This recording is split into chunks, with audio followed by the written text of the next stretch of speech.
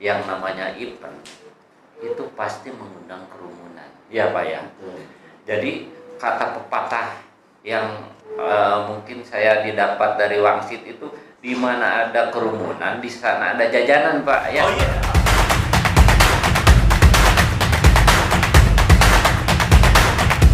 Waktu untuk kita ngobrol-ngobrol tentang seni, budaya, dan olahraga yang ada di Kota Banjar. Bagaimana pandangan Bapak-bapak sekalian, rekan-rekan sekalian dari komunitas seni, budaya, dan olahraga terhadap kreativitas generasi muda yang ada di Kota Banjar? Enggak, Pak Edi? Sebetulnya kalau yang mencari keindahan itu kita harus banyak kegiatan. Oh iya, betul. Kegiatan di luar rumah. Oh, Dalam tanda kutip ya. kan gini, dengan seni hidup menjadi indah. Betul, karena di satu kegiatan, di satu acara itu akan terjadi komunikasi yang asik Pak. Iya. Di sana akan Setuju. tercipta sesuatu ide-ide dan sebagainya. Maksudnya tidak menjemukan atau depres gitu ya Pak. Iya. Seperti itu. Mengenai hal kesenian ya, terutama kesenian ya, karena saya kalau di masyarakat mungkin jadi seksi kesenian. Komandan kesenian gitu. Enggak, sebetulnya gini, orang-orang seni khususnya yang dekat sama saya, terutama di seni modern Pak ya, seni Sini band. lebih spesifiknya ke band. Band, Ya. ya. Karena band adalah sekarang sudah menjadi kebutuhan gitu, kebutuhan Lifestyle gaya hidup gitu. sekarang. Orang wedding aja sudah banyak yang pingin hiburannya adalah band wedding disebutnya. Gitu, band wedding. Terus ada acara-acara apa, saya lihat Gathering ya. pasti band gitu, seperti itu. Karena mungkin seni lainnya mungkin Melayu sudah sudah terlalu banyak mungkin ya. Ya. Banyak yang menggunakan jasanya gitu, baik di masyarakat sekitar, di lingkungan juga ada yang hitanan, ada yang nikahan gitu, seperti itu. Saya lihat Sekarang demand-nya banyak, permintaannya banyak, gitu ya. betul. Permintaan untuk seni itu lebih banyak daripada dulu. Jadi kalau dulu mungkin hanya di panggung-panggung biasa, festival, kalau band ya.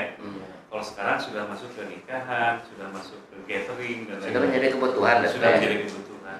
Jadi permintaan banyak. Nah, kalau biasanya kalau teori ekonomi ya, ini ada permintaan, ada barangnya ini tersedia atau tidak. Apakah kalau misalnya barangnya permintaan banyak, barang tidak ada, itu harus impor biasanya, Betul. atau mencari dari tempat lain gitu. Iya. Maksudnya tadi saya mungkin menjawab bahwa kesenian di Kota Banjar atau Sudah khususnya mulai lebih baik, sebetulnya lebih baik. Permintaannya sudah banyak. Lebih baik tuh Betul, setuju. buat terutama menyokong kehidupan ekonomi, Ya. buat ekonominya gitu, seperti itu. Apalagi tadi saya bilang ya, seperti orkes Melayu 323 dulu ya, Buaya Putih. Hanya sedikit. Itu kalau main di mana pemainnya, playernya itu semua gitu. Personilnya itu. Paling yang ada di Banjar, terus orkes Palem di Tasikmalaya, artisnya itu Kayak sonetang bener. Nah, seperti itu.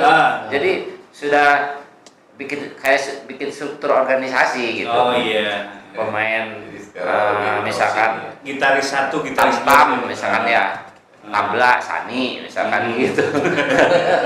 Gitu. Jadi kalau sekarang lebih bebas gitu. Tradisional. Ya, Lebih edisional. bebas siapa aja gitu yang misalkan Jadi tidak terikat di satu grup. Jadi tidak. bisa main di grup. Kalau misalnya Comotan gitu. Comotan. Ya, Saya Jadi- pegang gitu. kalau sekarang di satu kota itu eventnya ada 25 titik yang hajatan, itu bisa semua. Bisa semua main Jadi- berarti asal apa iya. kebutuhan si talent, baik itu player instrumen atau misalkan biduan, ya singer, itu semua ada. Nggak rebutan tuh, nggak rebutan. Nggak rebutan, nggak, wah saya udah main nih. Nggak bisa, ada dia. Kalau sekarang mungkin dari 50 artis yang ada di Kota Banjar, penyanyi ya singer, itu sih bisa main semua, dibagi beberapa titik secara apa ya, efek buat ekonomi itu lebih baik gitu. Iya, iya. Lebih baik, tidak Betul. tidak kayak dulu kayak gitu ya, statis gitu. Harus sekarang lebih dinamis. Ketika masa pandemi kemarin itu gimana kondisinya? Efeknya. Nah, Efek dari domino dari pandemi. kalau dari efek dari Semuanya sih. COVID-19, Semuanya. jangan hanya di musik saja, mungkin di Bapak juga di pemerintahan seperti itu. Sudah carut marut mungkin gitu Pak. Tapi saya seperti itu sih, apalagi yang berhubungan dengan hiburan, mengundang kerumunan seperti itu, pasti itu sangat-sangat sulit. Mungkin di perkantoran aja dulu ada yang WFH, ya, Ya. WFO-nya berapa gitu, Iya. WFH-nya berapa seperti itu. Ya mudah-mudahan pandemi ini cepat Berlalu berakhir, gitu ya. biar kita ya kembali lagi ke zaman-zaman kebebasan gitu, maksudnya kebebasan tidak ada pandemi gitu, seperti itu. Begitu Pak. Barangkali Pak Pri sebagai tokoh olahraga. Karena kita satu saat sama-sama di cabang olahraga tenis meja ya. Cuman ya perkembangan itu sebetulnya kalau kita dari 2013 ya Pak dulu ya. Dari 2013 penggiat tenis meja dan rekan-rekan yang lain di olahraga juga sama perkembangannya, mungkin sekarang agak lebih apa ya namanya, interestnya lebih karena rekan-rekan punya, kalau misalnya punya keinginan yang sama, biasanya satu frekuensi itu mudah untuk membuat sesuatu bergerak menjadi terrealisasi. Nah, sama dengan saya sendiri sebenarnya di cabur itu awalnya saya tidak paham bagaimana sebenarnya mengelola sebuah organisasi ya, organisasi cabang olahraga yang akan meluruskan atlet. Ya, dengan banyak berinteraksi dengan rekan-rekan, oh ternyata itu tidak ada jauh bedanya dengan seni sebetulnya. Cuma golnya saja yang berbeda. Kalau olahraga itu ada gol prestasi kelihatan, lamun lompat mapagelanan nepi itu yang juara, itu menang piala. Kalau seni kan tidak, hanya kepuasan dirasakan ketika ada, kalau festival ya, Masuk ada festival. tapi kan tidak semua seperti itu. Kalau seni mah musik itu lebih dirasakan. Mana musik yang layak kita dengar dan kita senang itu tidak perlu ada piala, sehingga kita juga mau beli, kita mau bayar gitu ya, kita mau mengundang dan lain-lain. Nah, untuk olahraga mah cuma saja di Banjar kulturnya masih tetap hobi saja Pak. Untuk menuju prestasi itu masih jauh Pak. Karena Belum menciptakan betul pembinaan pembinaan dan untuk nilai juangnya itu masih rendah. Itu aja sih. Kalau sekedar hobi itu rekan-rekan di tenis meja luar biasa Pak. Kendala Tiap utama hari. kenapa kalau dikatakan mungkin tadi sebagai kendala atau susahnya berprestasi, kendala utamanya Ya, banyak faktor Pak. Kalau misalnya prestasi itu kan tidak bisa instan, itu ada proses ya, ada proses pelatihan yang baik. Pelatihan yang baik juga perlu pelatih yang profesional, yang betul-betul baik, dan kurikulumnya juga harus betul-betul kurikulum pelatihan yang baik. Kalau kayak saya lihat dari beberapa kunjungan ke kota kabupaten lain, memang kurikulum, maksud saya bagaimana sih mereka membuat jadwal, membuat pola latihan yang kontinu. Terus kemudian atlet-atletnya pun memang niat gitu loh, niat yang jadi atlet bukan sekedar hobi gitu lah. Iya. Jadi ada sesuatu yang ingin diraih. Iya. Nah, Banjar ini memang kita belum menemukan banyak yang memiliki semangat seperti itu. Walaupun sudah ada di sepeda itu, tapi kan kadang-kadang pelatihannya di mana gitu bukan? Karena pola latihan itu yang kita yang belum punya pelatih dan belum punya struktur kepelatihan yang baik sehingga bisa menciptakan seorang atlet gitu. yang menciptakan kelemahan-kelemahan itu yang sebetulnya dianalisis harus lebih kita buat lebih baik lagi gitu. Cuman ya karena ya tadi tidak bisa instan ya, perlu sosialisasi, perlu pembinaan yang kontinu. Nah ini yang susah sebenarnya, bukan masalah dana sih sebenarnya, cuman tadi keinginan ya, kemudian semangatnya harus ada dan lain-lain. Sosok penggerak gitu. Banyak hal ya, fasilitas. Itu mungkin ya. Menurut Pak Budi sebagai salah satu tokoh ya, bisa dikatakan tokoh pemuda, tokoh masyarakat yang sudah sangat dikenal di Banjar itu, terhadap perkembangan kabaran seni, budaya dan olahraga seperti apa sekarang? Ya bagus sebetulnya dengan seiring waktu, karena yang tadi dikatakan Pak Pris, kemudian Pak Edi juga, itu bagian dari alamiah sebetulnya ya.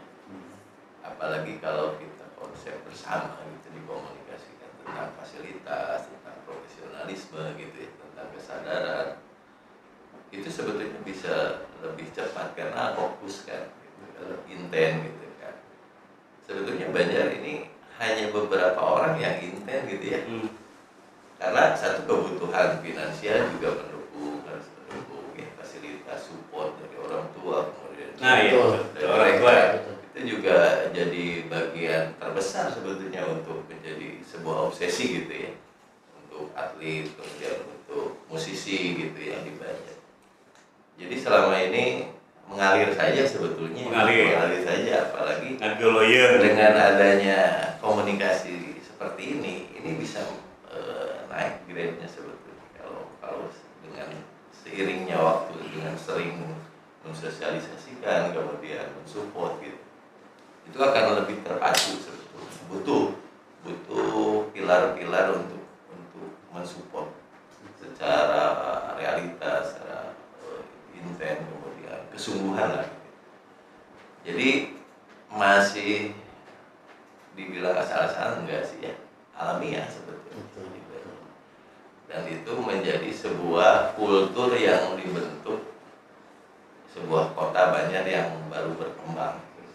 Jadi ya seperti ini, apalagi yang ke depan kita harapannya kan generasi-generasi ini sudah kelihatan potensi di musik, di olahraga. Tinggal kita punya sebuah komitmen antara pemerintah, kemudian swasta. Kita komunikasikan sebetulnya. Kita punya sebuah komitmen bersama ke depan. Jadi ya seperti sebuah mata rantai yang tidak terputus, harus bersambung. Jadi komitmen itu akan menjadi sebuah main goal sebetulnya. Tingkat kesadaran itu harus dibangun karena kalau tidak ada mata rantai ya masing-masing ya, satu prosesnya panjang, rolanya panjang, kemudian tidak ada komunikasi yang tersendat. Daerah-daerah lain kita dengar peraih medali emas sekian, peraih medali perak sekian, peraih perunggu sekian. Reward ya? Barangkali itu merupakan satu reward sekaligus sebagai pemacu semangat dari para atlet itu sendiri. Dan kita kan tidak tahu prosesnya sampai jadi juara itu. Ya, ada proses yang hebat kan. Yang hebat ya. Tidak tahu kan ada donatur, ada donasi, kemudian ada ini. Ya kita juga kan. Itu sebetulnya. Karena tidak akan sampai ketika mentalnya seorang atlet atau musisi gitu tidak akan sampai ke tanah. Dan juga perlu kita adanya satu kepercayaan diri juga sekaligus ikon dari olahraga sehingga menarik mata yang lain. Faktor psikisnya gitu, psikisnya itu yang paling harus lebih dominan. Kita menelurkan peraih 2 medali emas dan 2 perak ya, dua perak asli orang Banjar. Cuman masalahnya kan mereka ada 2 orang ya sebenarnya yang kemarin mendapat medali. Bella Nugraha itu memang murni kita yang bina selama dari mulai SMP dari nol lah gitu dari ya. nol lah Iya. kita bina gitu, dan keluarganya memang mensupport. Nah itu kuncinya memang di Iya. walaupun peraih medali emas itu sebetulnya bukan Banjar sebetulnya akhirnya Iya, itu karena sendiri. di Tasik ya, di Iya, Tasik. Tasik, iya. Dia ikutnya di Tasik, tapi Ya. kan setidaknya itu juga kita Iya, ikut anak bangga. Banjar, anak Banjar, produk Banjar. Ada embrio. Sementara hadiahnya istilahnya medalinya buat atas nama daerah lain gitu ya Pak ya. Iya, PR-nya iya, seperti tapi itu, enggak, Pak. mereka berangkat dari Jawa Barat sih sebetulnya, berangkat mewakili Jawa Barat. Cuman kemarin pemberangkatannya dari Tasikmalaya, gitu, dari dari kabupaten lain. Gitu. Jadi itu yang sebetulnya kenapa itu bisa terjadi,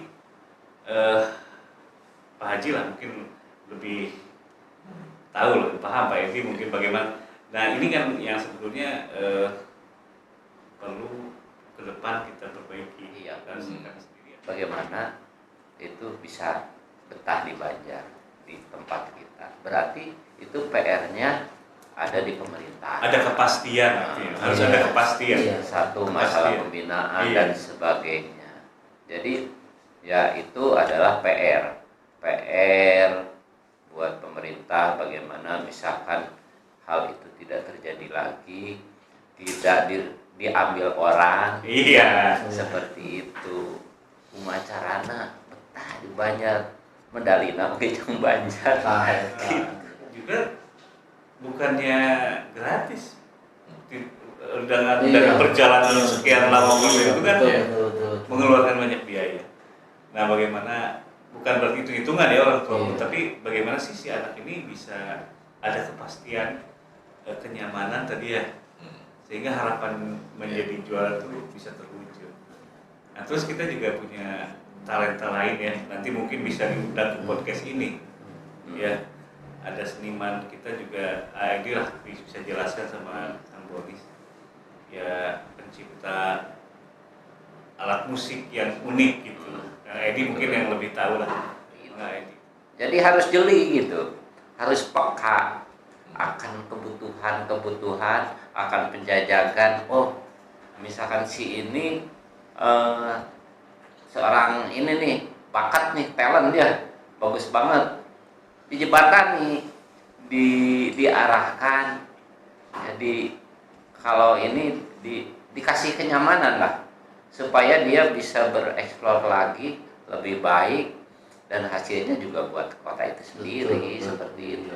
Jadi jangan sampai kecolongan sama orang ketika misalkan dia punya ide gagasan yang baik, punya prestasi yang baik, karena di daerah kita mungkin tidak ada yang melirik ya Pak ya, pindah Ke lain hati. ke kota Tasik atau kemana saja, sehingga dia tereksposnya di tetangga sebelah gitu ya, di tetangga sebelah. Ketika di tetangga sebelah mengekspos, yang ini baru gugur-gugar, bereaksi.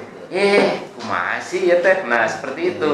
Jadi itu kepekaan itu yang perlu yang perlu diperhatikan gitu. Nurani tadi ya, pekerjaan itu. Kepekaan pemerintah terhadap para pelaku, ya, para atlet, ya, para pelaku seni, para atlet, seperti itu. Pastian lah gitu. Maksudnya, oh ini nih perlu gini, jadi curhatnya harus didengar gitu, harus banyak didengar. Dan iya betul, dan waktu itu pun kan saya mengurus perpindahannya, Pak. Sebelumnya juga kita tahan, Pak. Jangan dulu lah, karena kita punya Porda ya, kita mau berangkat Porda, dia tuh kan atlet Porda. Bolak-balik sampai 3 kali, dan akhirnya kita rapatkan Pak dengan Pak Ketua Pak Kasar, Pak Ahmad ya, Pak Kasar Inter. Bagaimana nih Pak, ini kan minta pindah, janganlah kalau bisa, karena kita ada Porda, Pak Haji Wawan juga sama kan. Nah tapi ketika orang tuanya yang datang dan menyampaikan karena ada kesempatan itu tadi, karena di kita bukannya tidak dilirik sebetulnya, karena waktu itu cabang olahraganya belum ada, karena itu kan di Paralimpik ya, di Paralimpik. Jadi di Paralimpik, jadi dia ikutnya bukan PON Papua yang normal biasa, tapi Paralimpik. Artinya di kita belum aktif, jadi organisasinya belum ada, mewadah nanti belum ada. Jadi akhirnya yang ada di Tasik gitu, sebetulnya. Nah setelah itu betul, jadi setelah kelihatan dia dapat emas, ya kita sendiri memang kaget, gitu ya. Kaget juga Pak. Iya. Masa sih bener tuh itu juara gitu.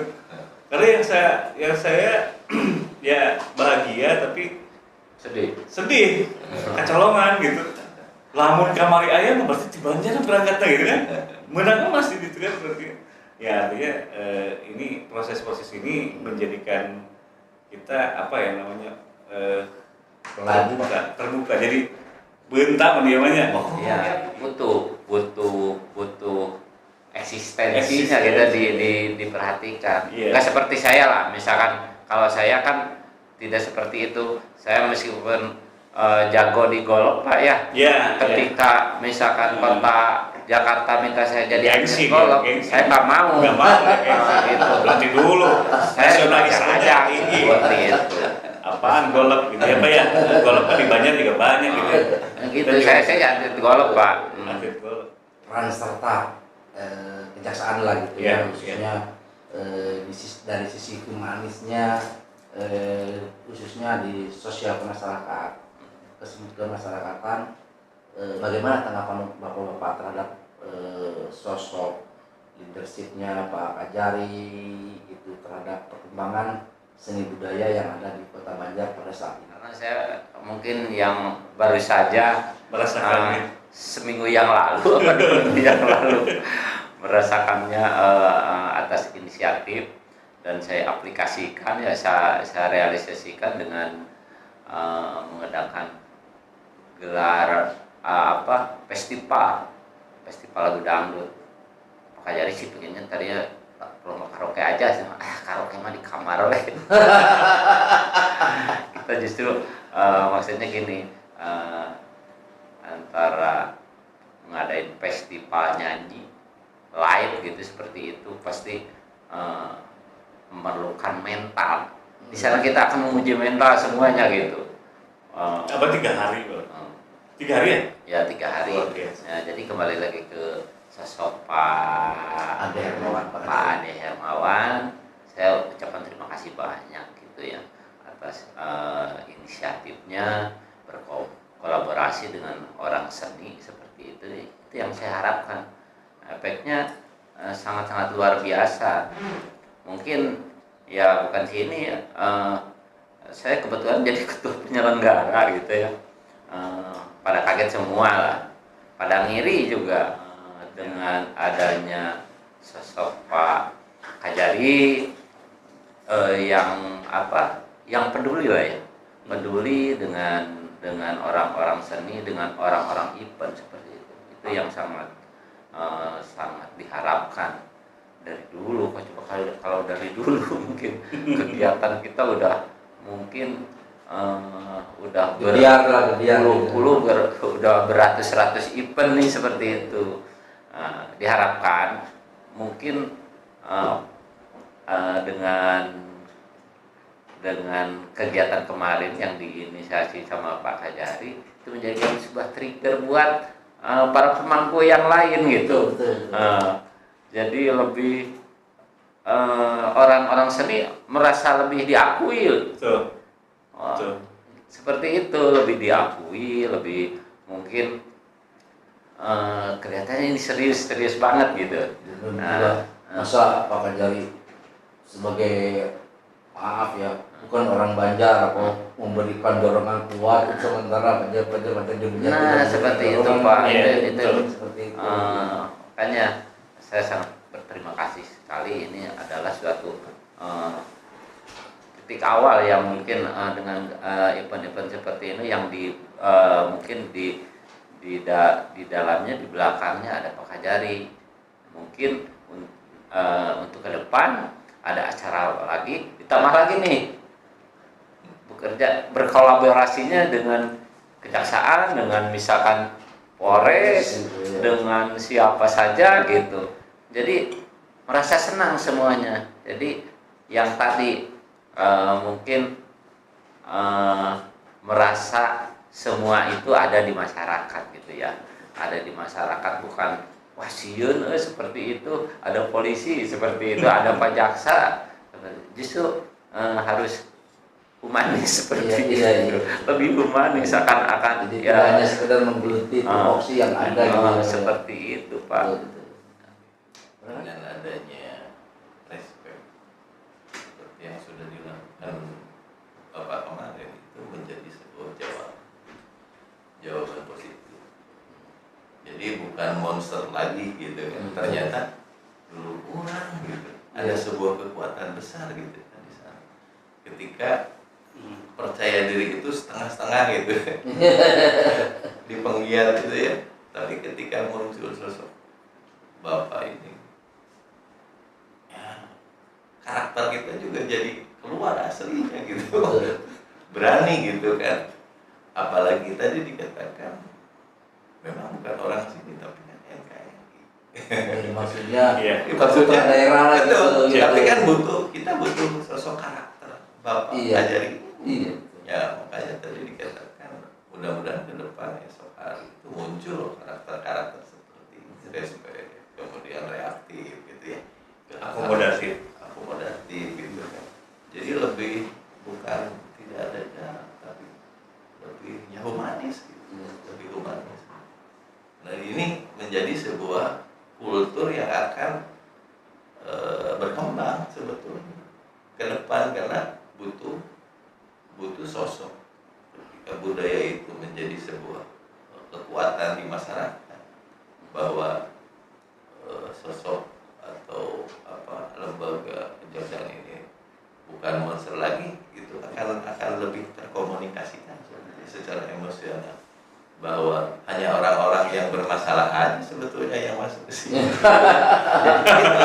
Jadi orang nanti akan disiplin gitu supaya tidak masuk ke sini itu ya, tidak bermasalah. Iya. Ada jadi banyak efeknya. Konotasinya kalau masuk kejaksaan salah gitu. Betul. Karena saya pernah masuk ke sini. Saya bilang misalkan Sosok pimpinan lagi. sosok pimpinan di daerah Forkopimda seperti itu, Wah, respon lebih Akomodasi. support itu Akomodatif. banyak hal yang akan dirasakan. Jadi kalau pemerintah sekarang menggembor-gemborkan ekonomi kreatif, ya ekonomi kreatif, terus supaya tidak diam saja melakukan suatu usaha. Nah, yang namanya kesenian, yang namanya event, itu pasti mengundang kerumunan. Ya Pak ya. Jadi kata pepatah yang mungkin saya didapat dari Wangsit itu, di mana ada kerumunan, di sana ada jajanan Pak. Ya. Oh iya, betul. Nah, itu kata-kata saya catat Pak ya. jadi kalau kita Di mana ada kerumunan di situ ada jajanan. kalau kita banyak dukungan, Iya. kita akan banyak mengadakan event. Jadi ketika ada event, Pak, si akang tukang cilok, ya, tukang pecel, yang jualan seblak, yang jualan tadi mungkin sendal, yang jualan kaos seperti itu bisa hadir di sana, bisa merasakan efeknya kan efek masalah ekonomi tadi. Ya, kalau ke pelaku seni mungkin ya kalau misalkan acaranya acara biasa bukan ini efeknya mungkin ekspresinya tersalurkan ya, seperti itu. Tetapi sebetulnya kita seorang pelaku seni itu kita dikasih ruang untuk berekspresi ya dengan dukungan para pemimpin yang ada di pemerintahan seperti itu. Yang merasakan lebih nikmatnya itu para pedagang. Ya. Para pedagang dan Efek anak-anak dominonya yang tadi di mana ada kerumunan di sana ada jajanan ya, anak-anak kan seneng main ke sana, Pak gitu ya. Ada tukang balon lah, segala macam. Nah seperti itu. Jadi jangan takut kalau mengadakan event, ya. Jangan takut mengadakan acara. Kalau takut semuanya, misalkan takut nanti terjadi cluster, terjadi baku hantam seperti itu, terjadi berantem seperti itu. Udah, jangan ada kemauan kalau begitu. Jangan menggemor-gemorkan misalkan, wah ekonomi harus bangkit, ya. Diam aja, udah susah seperti itu. Jadi sekali lagi saya harapkan para pemimpin yang lain, yang lokal lah di Banjar seperti itu, bisa support dengan kegiatan-kegiatan anak-anak gitu. Apalagi misalkan saya dengan Om Priska di Om Bonis ini, wah udah berapa kali, cuman banyaknya swadaya Pak yang sumbangan patungan. Kalau anak band begitu Pak, ya meskipun sebetulnya beda dengan yang lain gitu. Kalau anak band asal dikasih panggung, dikasih equipment, ya, dikasih backline ada di panggung seperti itu, dia main. Registrasi pun mau seperti itu. Lebih mandiri, lebih mandiri, lebih enak. Cuman yang kendalanya itu masalah izin lah, segala macam lah. Tapi saya maklumi kalau kemarin izinnya mungkin karena COVID, ya, karena mungkin jangan berkerumun. Tapi mudah-mudahan kan tadi COVID tidak mungkin selamanya ada lah. Bentar lagi juga habis. Jadi kalau semua dari para pemimpin yang ada di Kota Banjar ini support, semuanya akan bagus. Dampaknya akan sangat luar biasa ke orang pelaku seni sendiri, akan ke pelaku ekonomi seperti itu ya, para pedagang sebagainya. Gitu Pak. Kesimpulannya perlunya satu sosok penggerak ya, betul. Dorongan orang tua sendiri karena walaupun bagaimana sosok orang tua ini merupakan faktor vital gitu. Dorongan pemerintah dalam hal pembinaan prestasi, juga kepastian setelah itu anak itu berprestasi dalam artian mungkin jaminannya seperti apa, mungkin itulah. Terima kasih. Assalamualaikum warahmatullahi wabarakatuh. Waalaikumsalam.